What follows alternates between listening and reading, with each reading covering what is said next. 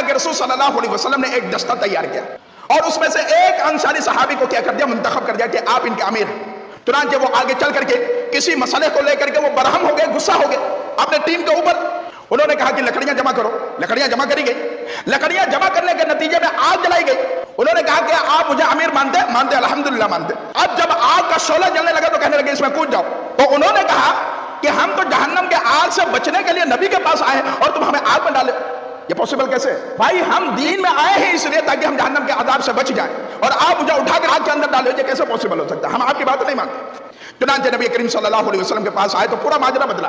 कहने लगे अगर आप लोग अपने अमीर की बात की इत्तबा कर लिए होते तो तुम लोग वाकईतन जहन्नम के अंदर जाते। इससे क्या पता चलता है? इन्नमा ताअतु फिल मारूफ। इससे ये बात पता लगती है कि आदमी कहने वाला कितना बड़ा क्यों ना हो, अगर वो कुरान और हदीस के मुताबिक दावत नहीं दे रहा आपको तो आप उसकी बात को अपने बूट के नोके पर रख करके उड़ा देंगे।